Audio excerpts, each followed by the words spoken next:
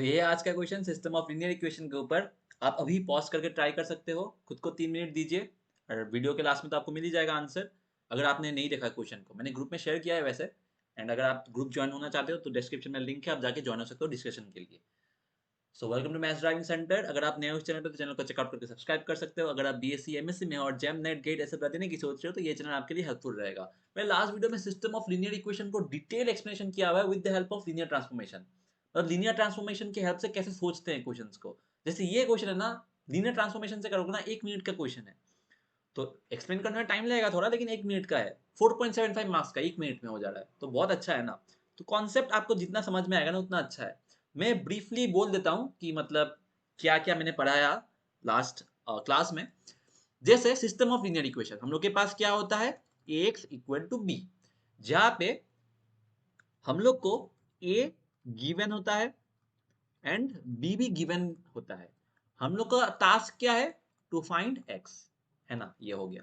अभी मैंने एक्सप्लेन किया कि इस एक्स इक्वल टू बी को अगर ए एक मैट्रिक्स है, ए आई जे एम क्रॉस एन, जहाँ पे एम रोज और एन कॉलम्स है, तो उस मैट्रिक्स को मैं एक लीनियर ट्रांसफॉर्मेशन में कन्वर्ट कर सकता हूँ। हाँ, मैं कर सकता हूँ। तो ये आ जाएगा T of X equal to B, जहाँ पे वही टी भी नोन है। टी ए कभी एक लीनियर ट्रांसफॉर्मेशन हो गया। टी कहां से कहां लीनियर ट्रांसफॉर्मेशन होगा, एम क्रॉस एन है ना, तो ये हो जाएगा F N F to F M F. ये हो जाएगा, उल्टा हो जाता है, M cross N F N to F M हो जाएगा। तो टी एक फंक्शन आपको पता है और बी दिया हुआ जाएगा आपको। आपका टास्क क्या है, टू फाइंड एक्स। अभी ये मैंने समझाया था कि टू फाइंड एक्स का मतलब we have to find pre image of B, ये मैंने समझाया था। ओके, ये हो गया।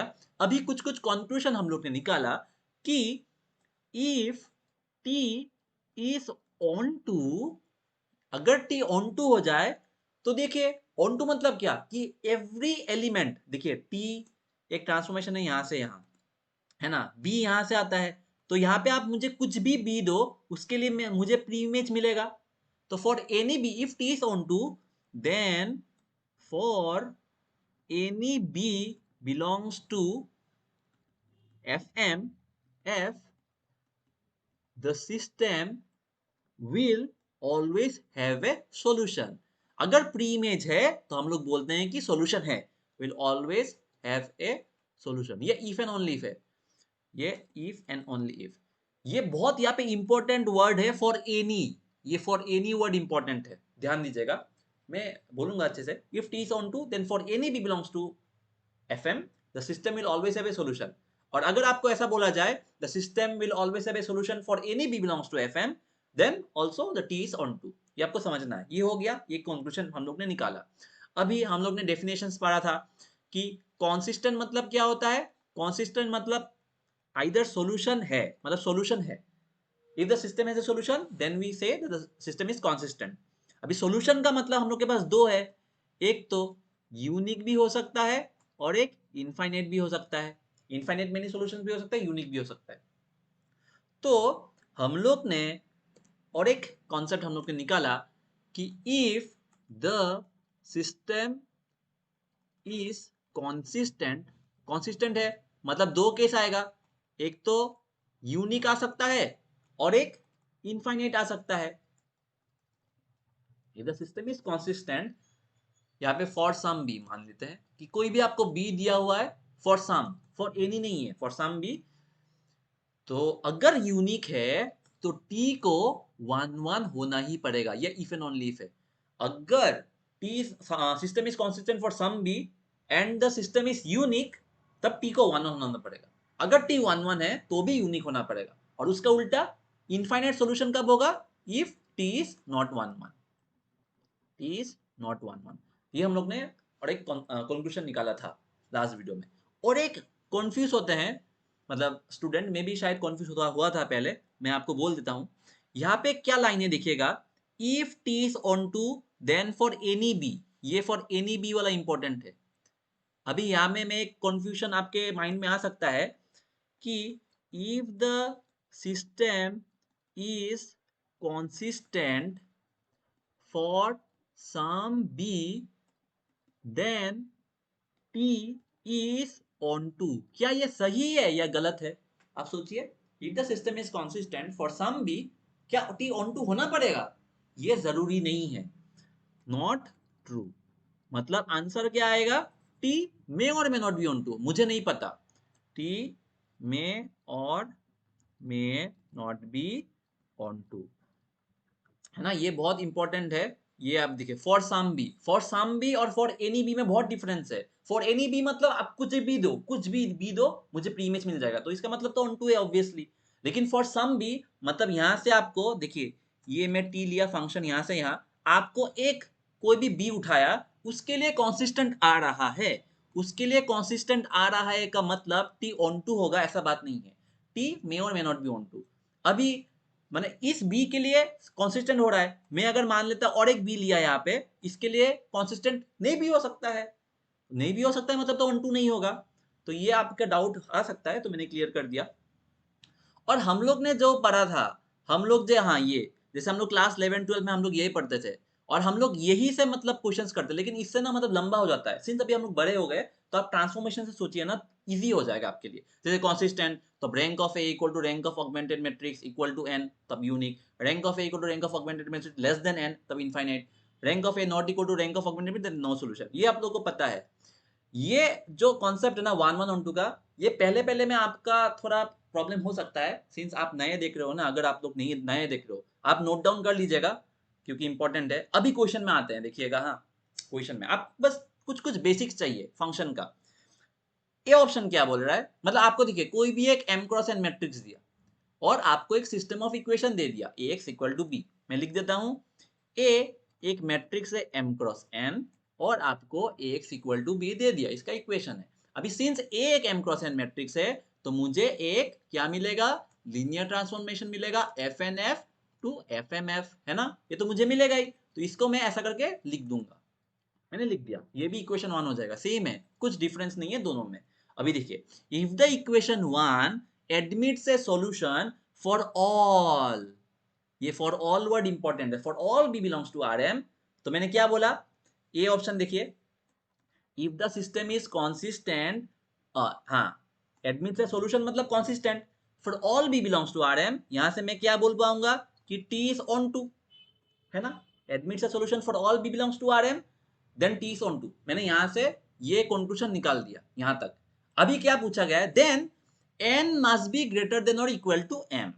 अभी देखिएगा, फंक्शन का आपको पता होना है। देखिए, जैसे ये हम लोग के पास ट्रांसफॉर्मेशन है, F N F to F M F, इसका डायमेंशन क्या है? एन, इसका डायमेंशन क्या है? M.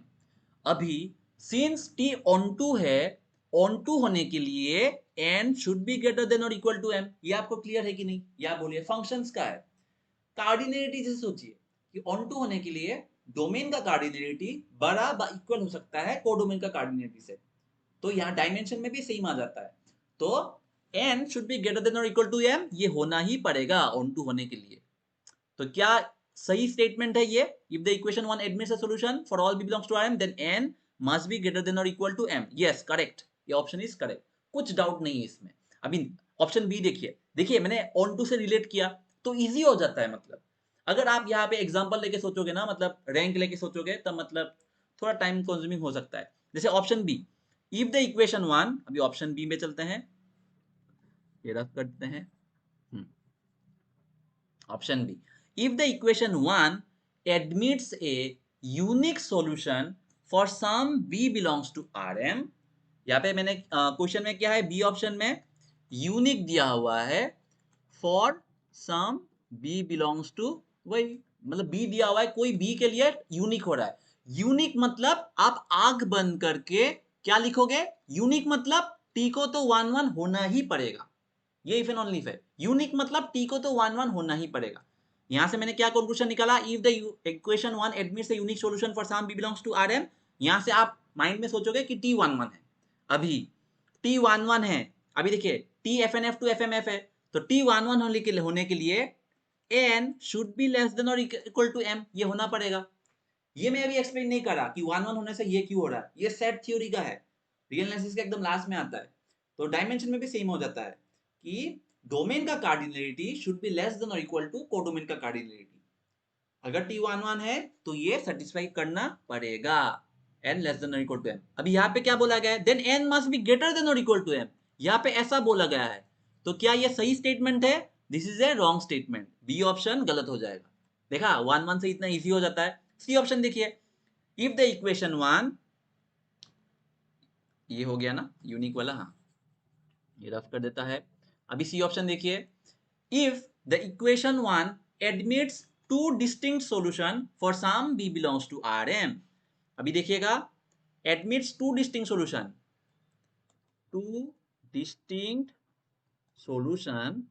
for some b belongs to Rm। तब पूछा गया है कि देन एक कंडीशन है। अभी देखिए, टू डिस्टिंक्ट सॉल्यूशन का मतलब क्या है कि यूनिक नहीं है ना?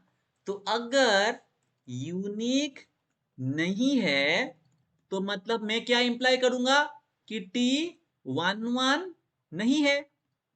ये क्लियर हुआ कि नहीं? ये इफ एंड ओनली इफ है। यूनिक है तो 11, यूनिक नहीं है तो 11 नहीं है ना? तो सिंस t11 नहीं है तब क्या होना पड़ेगा? यहाँ पे t11 नहीं है मतलब n should be greater than और equal to m, n greater than m होना पड़ेगा। t11 नहीं है, यहां से मैं ये इंप्लाई करूंगा कि डोमेन का कार्डिनलिटी कोडोमेन से बड़ा होना पड़ेगा। सेम डायमेंशन में भी ऐसा रहेगा कि डोमेन का जो डायमेंशन है वो बड़ा होना पड़ेगा कोडोमेन का डायमेंशन से। तो n should be greater than m। यहाँ पे ऑप्शन में क्या दिया हुआ है? m इज ग्रेटर देन और इक्वल टू n। ये गलत है, ये गलत है, सी भी गलत है। समझ में आया कि नहीं? अभी डी ऑप्शन देखिए, if for all b belongs to Rm the equation 1 admits a solution that is unique। यहाँ पे दो चीज दिया हुआ है, देखिएगा मैं लिखता हूं। डी ऑप्शन में क्या बोला है कि फॉर ऑल, ये फॉर ऑल वर्ड इंपॉर्टेंट है। For all b belongs to Rm solution भी है और क्या है? यूनिक भी है।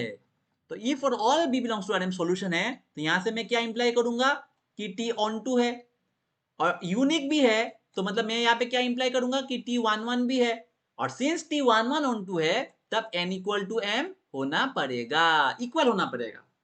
ठीक है, ये आपको समझ में आया कि नहीं? ये देखिए n is equal to m, ये ऑप्शन करेक्ट आ जाएगा। तो यहाँ पे करेक्ट ऑप्शन ए और डी है, ए और D is the correct answer. देखिए ये मैंने एक्सप्लेन किया इसलिए थोड़ा लंबा हो गया, लेकिन आप सोचोगे ना ये हजम होने में थोड़ा टाइम लग सकता है आपको कि 1 1 1 2 का कॉन्सेप्ट। अगर आपको नहीं आ रहा ना हजम तो मतलब आप अपना प्रोसीजर से ही करिए, यहाँ ये इससे ही करिए। लेकिन ये थोड़ा मतलब मेरे लिए टाइम कंज्यूमिंग है तो मैंने सोचा शेयर कर दूं, जिसको अच्छा लगेगा तो वो ये यूज करेगा। जो भी हो, ये समझ में आया कि नहीं ये क्वेश्चन? अगर आपको कुछ भी डाउट हो तो आप कमेंट करके बोल सकते हो। अगर आपको अच्छे से समझ में आया तो प्लीज लाइक और कमेंट कर दीजिएगा। एंड अगर आप लास्ट तक हो तो आज मौस्ती नहीं, आज तमाम लिख दीजिएगा, तमाम भी वर्ड में बहुत यूज करता हूँ। एंड अगर आपको वही मतलब वैल्यू मिला इस वीडियो से तो प्लीज आप शेयर कर दीजिएगा आपके मैथ्स फ्रेंड्स के साथ, ताकि उन लोगों को भी वैल्यू मिले और मेरा भी हेल्प हो जाए, ताकि रीच बढ़े ना, यही चाहिए मतलब मेरा तो। और तो क्या है, वही था। Thank you so much for watching, thank you for your time. Sorry अगर कुछ गलती हुआ तो। एंड मिलते हैं नेक्स्ट क्वेश्चन में। मैं कल और एक नेक्स्ट क्वेश्चन कराऊंगा सिस्टम ऑफ लीनियर इक्वेशन के ऊपर ही, तो मिलता है।